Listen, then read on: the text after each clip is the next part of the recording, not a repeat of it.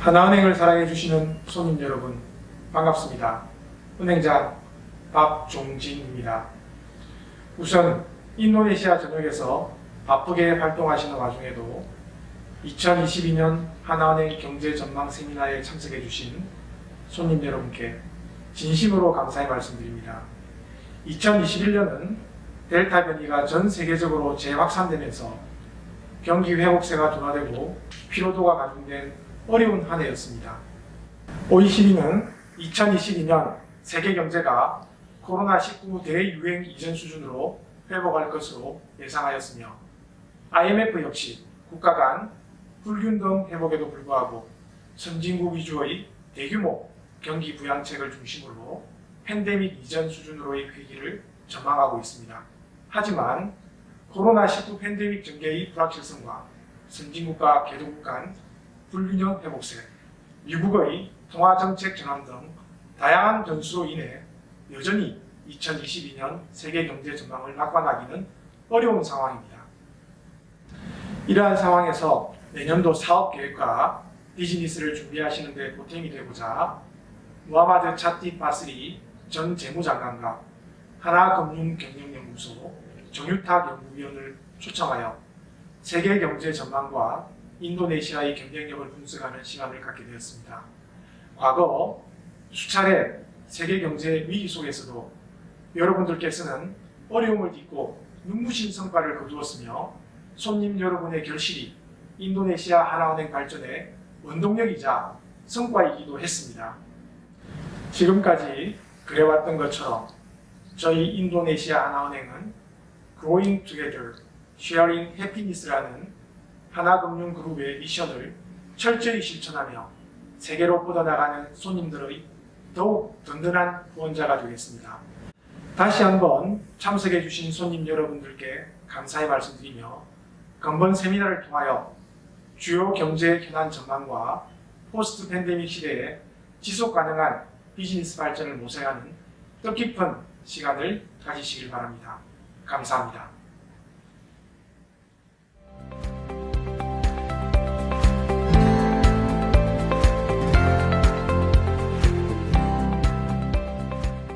Thank you very much for the MC for the very kind introduction.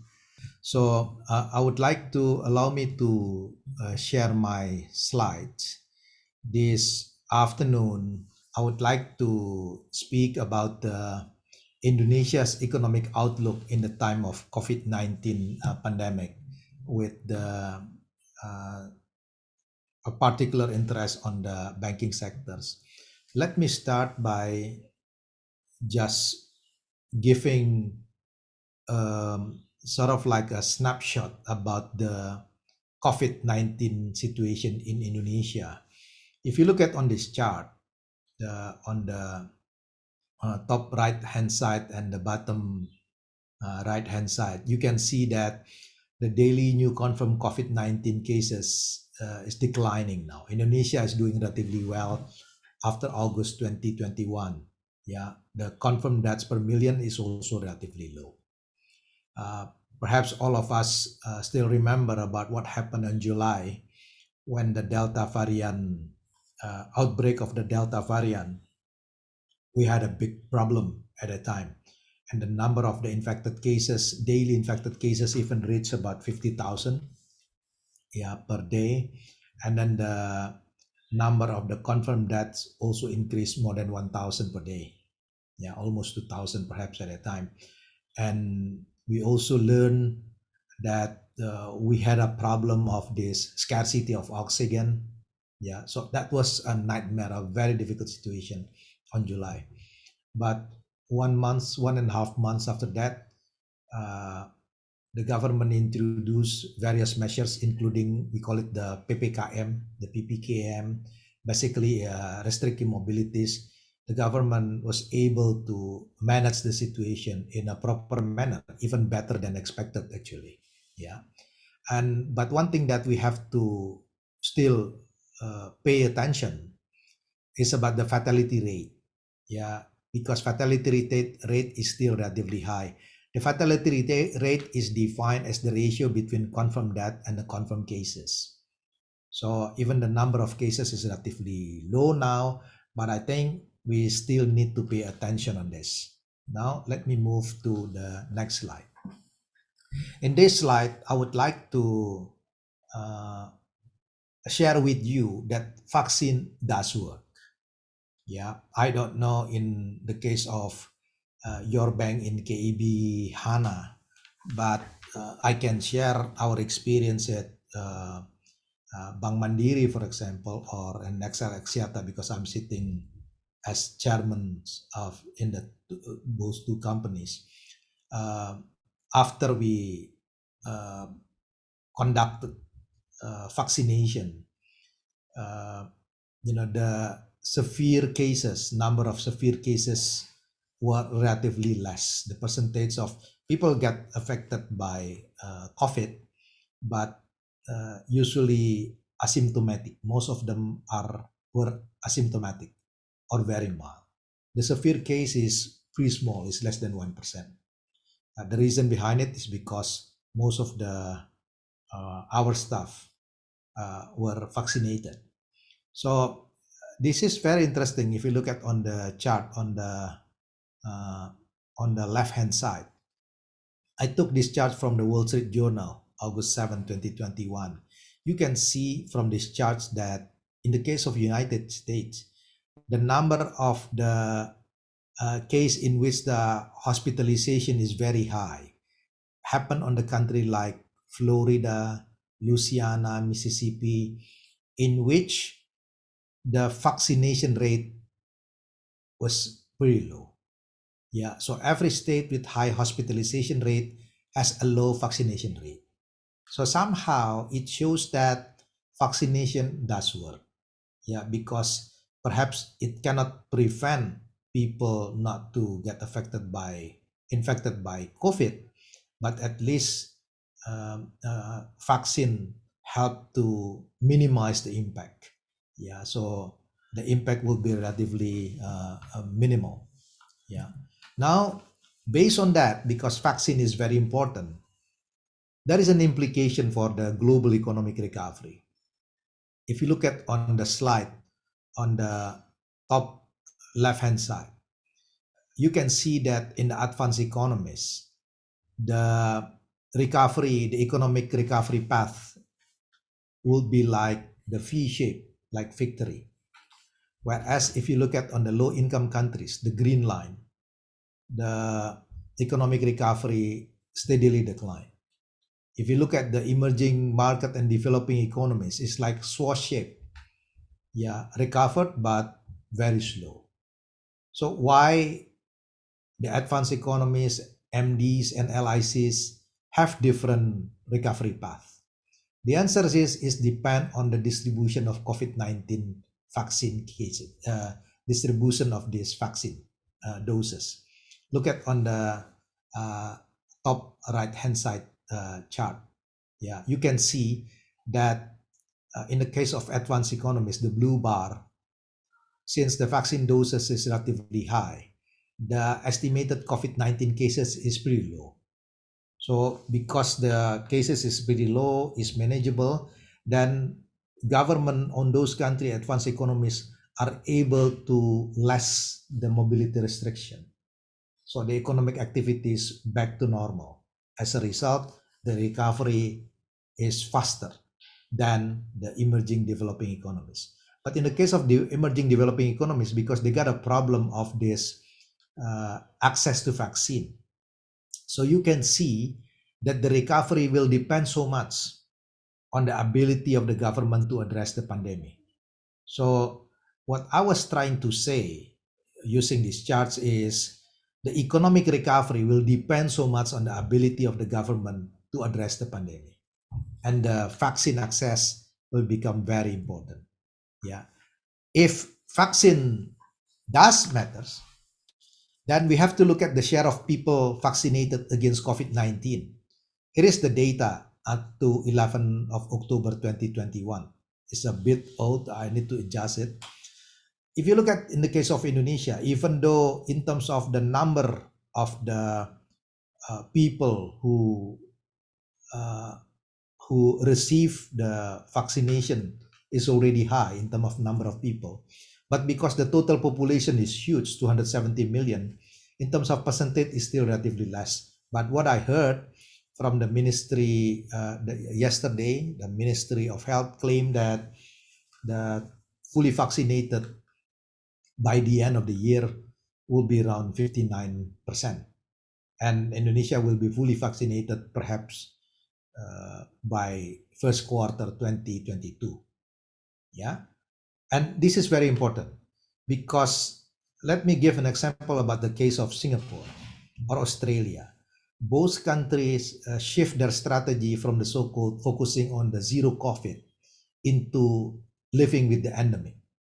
Yeah, they are planning to open the border. I don't know, but maybe soon.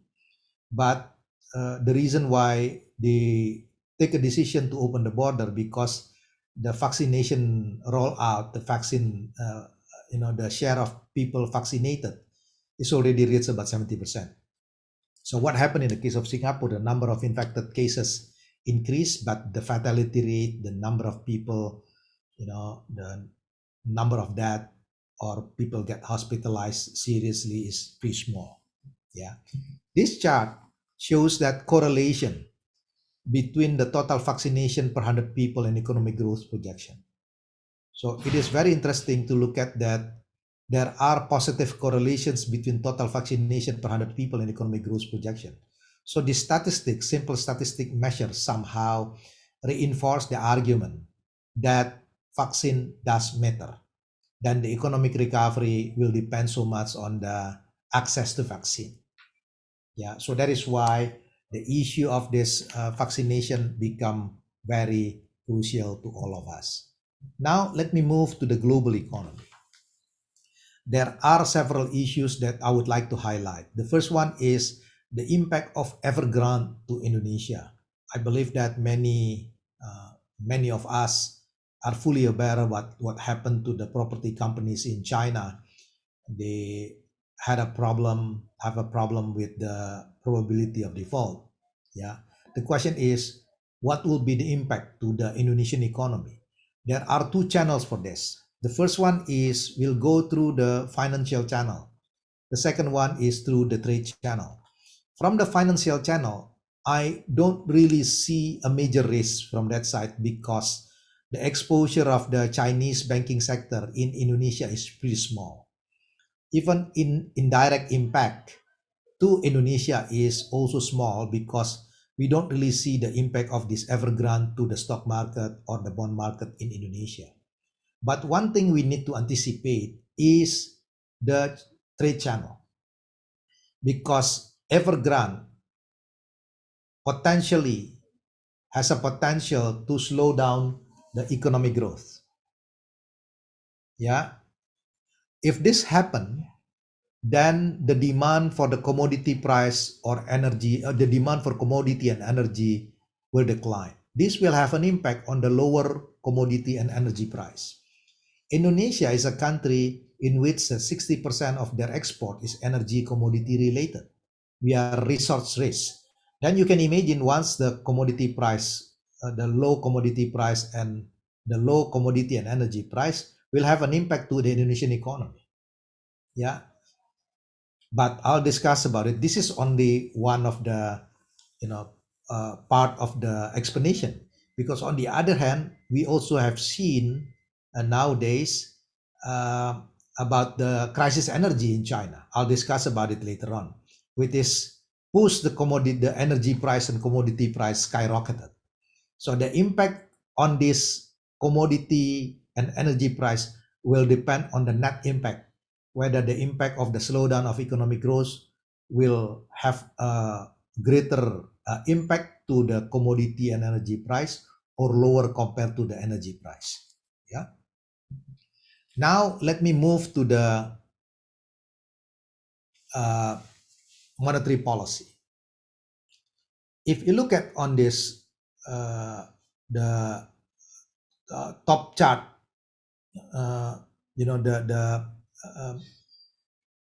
chart on the top of this slides, you can see based on the projections in December 2020, very few members of the FOMC believe that the Fed should raise the interest rate by 2022.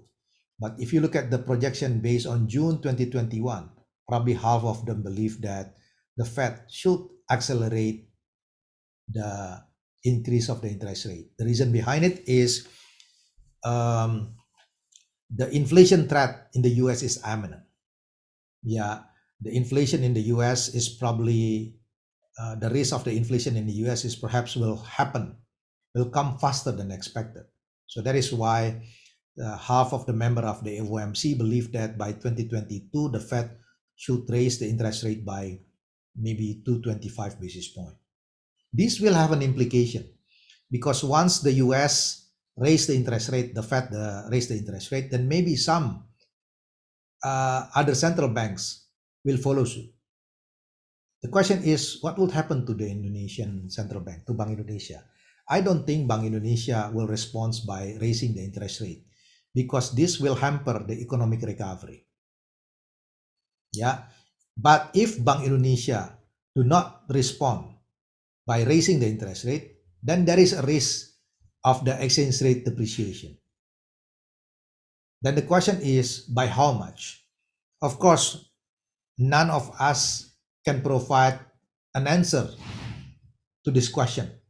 If I knew it, then I better sitting in the dealing room, doing this, my portfolio for the Forex.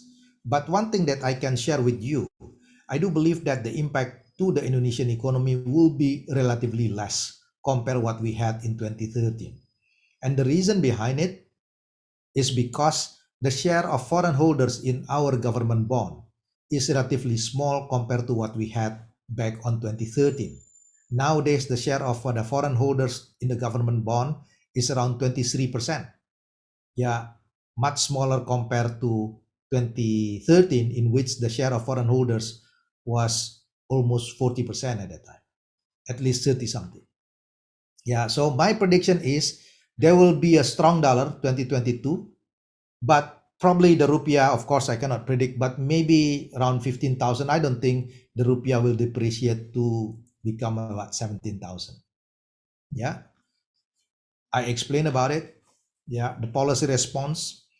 The central bank can use the interest rate, exchange rate, the macroprudential or fiscal measures. The only possible option is just to let the exchange rate to depreciate and combination of some macroprudentials. I don't think Bank Indonesia will raise the interest rate, or I don't think the government will tighten the fiscal in order to stabilize the economy. So that is why the impact may be relatively less compared to 2013. You can see the share of foreign holders is only 22.3% compared to look at 2013, 323 divided by total 930. It's about more than 30%. Yeah. Now, let me move to the discussion about this energy commodity price. You can see, the coal price increased quite substantially. Commodity like CPO increased quite substantially. What are the main reasons behind it? There are two reasons. The geopolitical reason, because the tension between US and China, somehow China used this energy, this climate change as a part of the negotiation with the US. So it is very interesting to see that President Xi Jinping or President Putin did not present in the COP26 in Glasgow.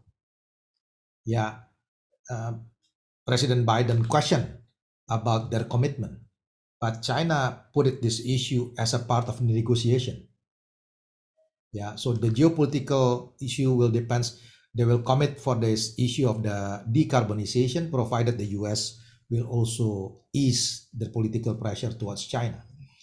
The other thing is China was committed to the decarbonization, and then the transition hasn't been very smooth.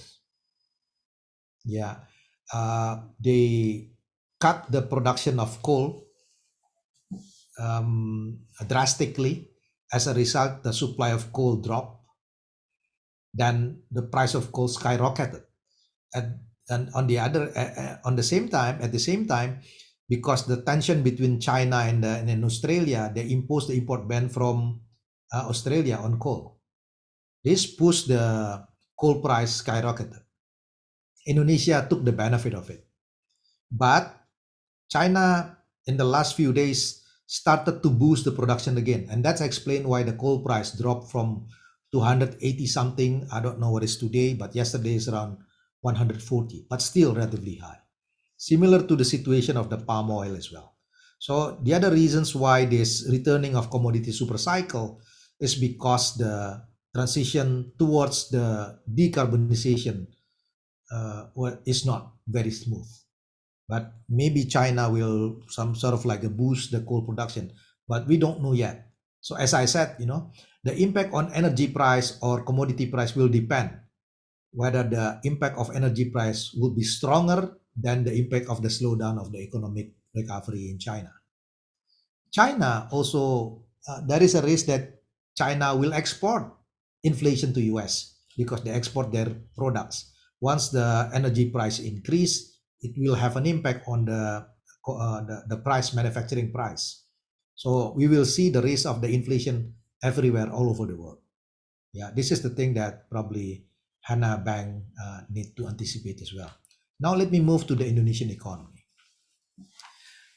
I think most of us are fully aware about what happened last year. We had a recession and we've been through the worst on the second quarter 2020 when the economic growth contracted by minus 5.3%. And after that, the economy started to pick up slowly, but on the second quarter 2021 jumped quite significantly. There are two reasons behind it. The first one is because we compare the low base with the relatively high growth. So we end up with the growth about 7.07%. But in addition to that, don't forget, from February 2020 up to June, before the Delta variant, the government eased the mobility. If you recall, the situation at that time was pretty much like normal. It is end up with the number of the infected cases increased quite substantially. Once the mobility back, the economic activity is back, it induced the spending. I'll show it to you later on. The other thing is because the commodity price and energy price, our export jumped by around 31%. Yeah, and this economic recovery, somehow driven by the fiscal stimulus. In terms of impact on the sectors, let me talk from the conceptual perspective. The essence of economic activities is transaction, basically transaction. And if you are talking about transaction, it depends whether the market exists or not. By definition, market is a place where people will exchange goods and services virtually or physically. But the pandemic requires people to stay at home. Yeah, so that is why the market which require a physical presence affected by this pandemic. But the market that can substitute their activities through the digital, they can survive. And that's explained why the consumption growth is like this. Food and beverage, there is no way you can cut the food and beverages because necessity goods. Education, you can do through the online. And health sector, especially health sector is doing relatively well because so much demand on health, especially on online health. Yeah, but if you look at restaurant and hotel, tourism, because those sectors, you cannot substitute, user experience cannot be substituted by digital, by online. You cannot substitute the experience going to Bali by watching YouTube of going to Bali. Or you cannot substitute the feeling of sitting in the restaurant, having a good Korean food. Yeah, for example, by just watching the Korean food through the YouTube. While you order your own Korean food, the feeling is very different. Yeah, user experience. That is why hotel, restaurant, and tourism drop quite significantly because it cannot be substituted through the digital. Yeah, this is a sectoral GDP growth. You can see one thing that I would like to mention to you: all of the sectors in the second quarter post positive growth. sectoral. And then, of course, you can see the transport because the mobility back to activities, accommodation, F&B, yeah, back to activities, jump quite significantly compared to what we had the previous year. Now, look at some leading indicators, the Purchasing Manager Index. It is very interesting that Purchasing Manager Index dropped from during the April to May to June when the government imposed the so-called the PSBB, the PSBB, the mobility restriction. And then similar when the government introduced the PPKM after the Delta variant, drop and then rebound again. Yeah, you can see the consistent pattern, cement consumption, business activities, etc. The consumer confidence, retail sale index increased from March to June, and then government introduced the PPKM and drop again. Look at the motor vehicle sales because the government gave the tax incentive for the luxury goods, and after that, drop again. So my point is, the economic activities will depend so much on the mobility. If the government ease the mobility, then the economic recovery will take place. But if the government tighten the mobility, then the economy activities will decline. So that is why, yeah, if you look at on this region, yeah, it is very interesting. Some region has been recovered, but if you look at in the case of Bali, experience a negative growth. Why? Because Bali will depend so much on the tourism. Yeah, area in which depends so much on the tourism, experience a difficult situation. Now, let me talk about the recent partial lockdown policy and its impact on the mobility and the economy. You can see when the government imposed the PSBB, the PSBB last year, the frequency of spending index drop, and the government start to ease the mobility, started to pick up. And then if you recall on December 2020, because the holiday, Christmas holiday, etc., then the government had to impose the restriction again. We call it the micro PPKM. And then the spending index and the spending frequency activities also decline. And you can see that the spending index reached the top, the peak level on June 2021. But after the government introduced the PPKM level 4, dropped quite significantly. The impact is quite significant. It's about the spending drop by about 17.2%. But of course, this number is much lower compared to what we had back on 2020. So my prediction is we can see that on the second quarter, the GDP growth grew by 0.7%, but the GDP growth will decline on the third quarter and rebound again on the fourth quarter. So we will see a pattern like this W.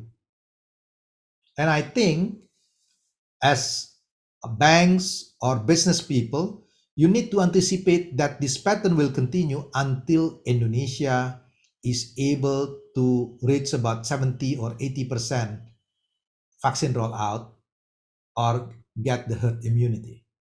Otherwise, when we ease the mobility, hopefully this is not will happen, but we need to anticipate there is a risk that the third wave may happen again. So that is why implementation of this health protocol, expedite the vaccination process is very important. Look at the leading indicators here. On July, some of it reds, yellow and reds. Look at September and October. Most of them are green. Somehow it shows that the economic recovery is there. Similar to other leading indicators. Look at September. You can see the detail. I don't want to go into detail about it. Yeah, but you can see this is consistent. Now let me move to the banking sector. If you look at on the policy rate, Indonesia maintained the policy rate about 3.5%, the lowest in our history. And I don't think Bank Indonesia will raise the rate soon, even though the US, the Fed may raise the interest rate next year. If you look at the loan to deposit ratio steadily decline, the reason behind it is pretty clear. Because the deposit increase, but the credit growth declined. The question is why the savings increase. If you look at the composition, I don't know whether I put this. No, I don't have this chart here. Okay.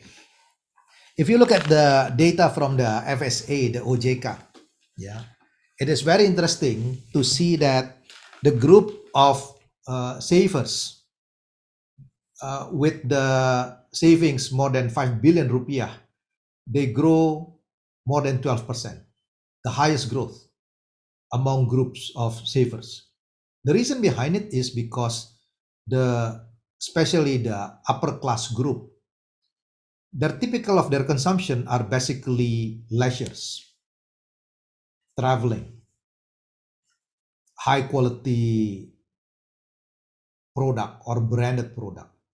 So you will, this is something that very relate to people at the upper class group. If you happen to own social media, I don't know whether Instagram or Facebook, or it is very interesting to observe. I learned about it. Yeah, I study about it. I like the behavioral economics. The way that, I don't know whether this is similar in other country, in Korea or other countries, but the way that middle, especially the upper class, identify themselves is by posting traveling or food. That's typical. Yeah, they are in the US, in Korea, I don't know, everywhere, all over the world. But during the pandemic, they cannot do that kind of activities. They cannot really go to the restaurant. And if they would like to buy a branded product, they don't know where to wear it. Yeah, let me give an example. Apologize or not being offended for the ladies, because maybe some ladies would like to buy the branded handbag, for example. Yeah, but the question is, if you have a very good quality handbag, where do you want to wear it, put it, right? Because you cannot go outside the house, you stay at home. So for a gentleman, let me ask you, when was the last time you bought a good suit or batik? Yeah, like myself, I'm doing this presentation, I'm wearing batiks with a shirt, right? I don't really need the new one. So the typical upper class group, they cut the consumption on leisure, on maybe buying apparels, etc. And where do they put the money? They put in the banks, or they put the money in the stock market. And that's explained why the recovery in the stock market, happen faster than the real sector. Or they bought a government bond. But at the same time, because the pandemic, the demand is weak, so the demand of credit growth decline. So what's the point to borrow money if the demand is not there? But you can see, once the mobility back, the demand is back, then you can see the credit consumption started to pick up, working capital started to pick up, very slow, but already hit the bottom. Yeah, similar to the loan growth by sector. I don't want to go into detail by this. Transportation, communication, trade, hotel, yeah, finance, still declining. So I don't want to go into detail about it. And if you look at the loan to deposit ratio, overall decline, because factors that I mentioned, all the factors that I mentioned to you earlier. The capital adequacy ratio, is still pretty much under control. The reason behind it is because the non-performing loan is still less than 4%. But the reason why the non-performing loan less than 4% is because the FSA, the OJK introduced the credit relaxation.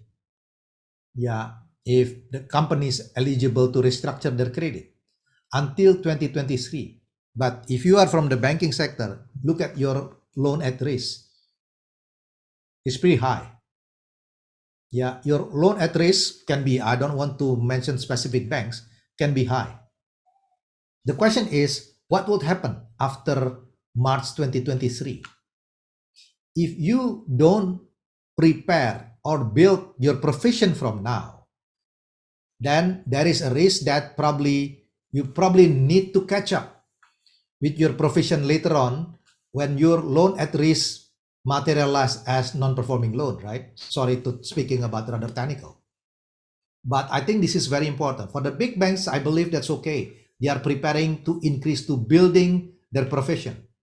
But what about for the small banks? Do they have enough capital? So we will see the impact on the capital adequacy ratio, maybe not this year, but by 2024. We will see the impact on the non-performing loan, not this year, but maybe on the 2024 or 2023.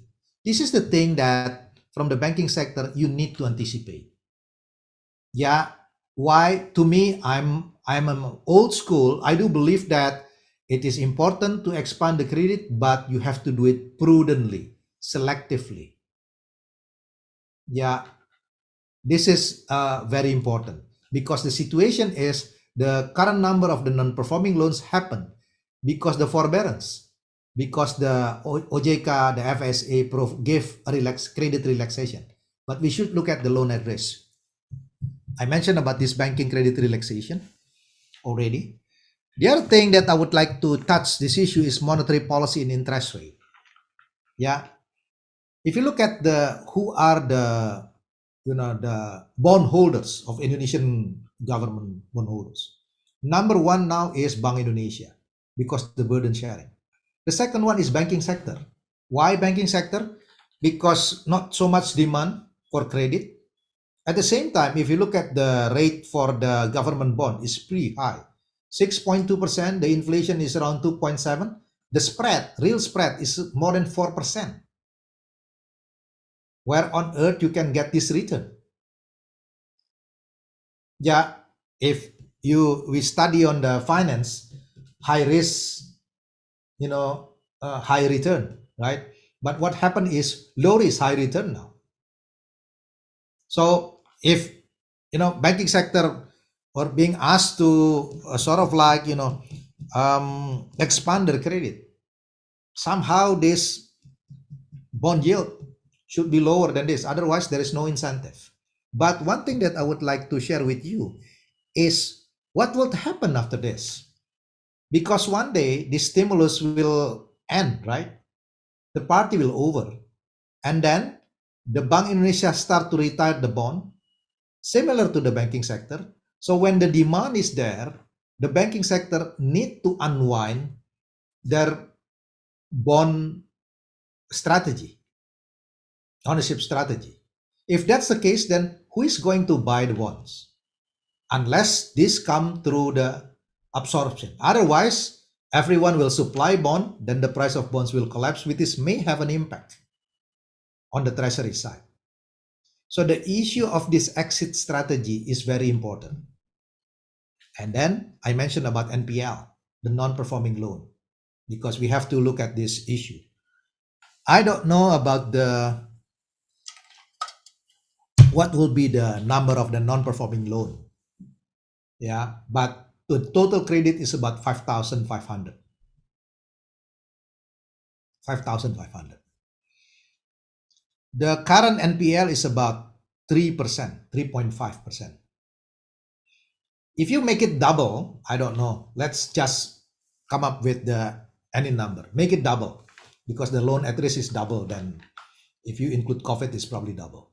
7%, you're basically talking about 400 trillion rupiah, is almost as the same size as like under IBRA, the Indonesian Banking Restructuring Agency.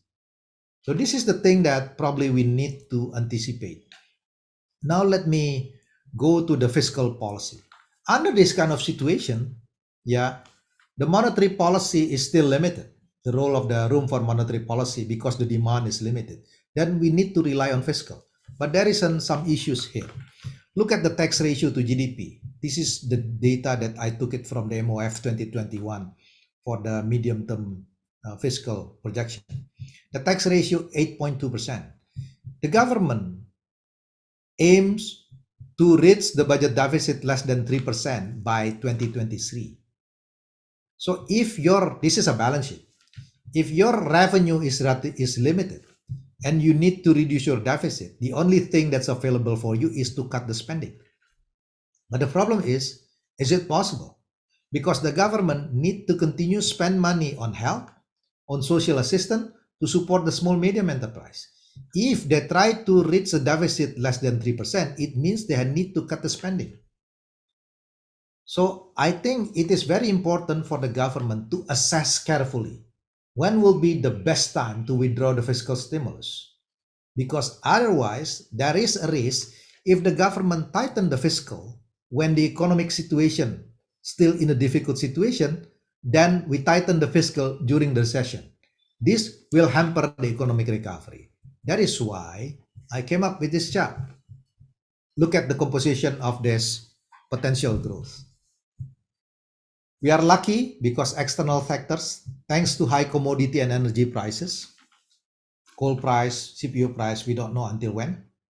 The real challenge in 2021 is already still sluggish. So 22, will private investment kick in 2022? My answer is it depends on the health protocol. Why is that? Because if the health protocol is still in place, then it means there is a maximum for the economic activities. Let's say if you go to the restaurant, maximum 50%, whereas the restaurant will require the break-even point 68%. If the maximum of the restaurant is 50%, what's the point for the owners of the restaurant to expand? So they don't need to invest. There is an idle capacity. No need the new investment. Cement industry 54, hotel 46, airlines, for example. If they try to maintain the distancing, then maximum capacity, the load factor probably about 50%, right? So what's the point to buy the new airlines, the new aircraft? So the economies of scale cannot be achieved when the health protocol is still in place. So that is why from the investment perspective, it's very difficult to expect that the private sector will kick in until the pandemic could be addressed. So the solution is back to my first chart, back to vaccination. But this will take some time. So hopefully, if this happened by first quarter 2022, then partially we will see the recovery, great recovery in 2022, but fully recovery only in 2023. So I tried to do some simulation using the quantitative model. If the government induce supply side by providing some incentive on investment, comparing if the government induce consumption by giving money to the vulnerable groups, what will be the implication?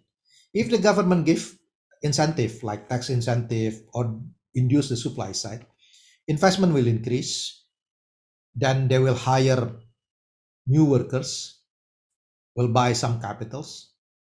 Once people get the new job, they're gonna spend the money, and the economic activities, will follow suit following the economic multiplier. Or on the consumption, if the government give the money, the cash transfer, this will create the purchasing power. When demand is there, the investment will respond to the demand. The interesting part on the investment side, if you induce this investment side, let's say the government gave the tax incentive and you increase production. What's the point to increase the production if the demand is not there? Because it will end up in the stock. Like you produce motorcycle, but the demand is not there, it's end up in the showroom, in the dealer.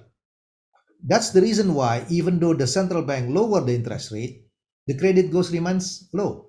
Because there is no point for companies to borrow money from banks if the demand is not there. So that is why when I did the simulation, it is very interesting. If the government induce consumption, then the implication for the private investment will be like on the orange line. But if the government give money to the vulnerable groups, induce consumption, then once the demand is there, investment will pick up. And as a result, investment will pick up like in the blue line. You can see this blue line is more superior than the orange one. So that is why the most important thing is to induce demand. Our problem now is weak demand, not on the supply side. Later on, maybe, yes. So that is why the issue is on the fiscal stimulus. But the question is by 2023, we should consolidate the fiscal by less than 3%. Yeah, this is really the big issue. Yeah, and you can see because the government introduced various tax incentive, slowdown of the economic activities, lower the corporate tax rate, the debt service ratio. This is the interest payment plus amortization divided by the total government revenue, jumped to around 45%. The implication is the fiscal space for the government, this fiscal discretionary room for the government is limited. 45% should be paid for interest payment and amortization. If you look at interest to income, this is the ratio of the interest payment to the total revenue. By 2021, reached more than 21%. The fiscal space is limited. So under that kind of situation, I believe that there are several things that the government needs to do. The first one is to increase the tax revenue. Of course, the question is whether they should increase tax rate or administrative reform. My study with Felix and Olken from MIT and Hannah from Harvard, it's better to do the administrative reform. I'll explain to you later on if any of you are interested on that. Yeah, because if you raise the tax rate, it's gonna create a burden as well for the taxpayer. But with the administrative reform, no burden, the cost is relatively limited, but you can generate revenue. Yeah. The other thing is to improve spending quality, budget reallocation. I think the government at this moment should just focus on health sector, social assistance, and small medium enterprise. And then I'm not saying that cancel all the other projects, but postpone it until the economic activity is back to normal.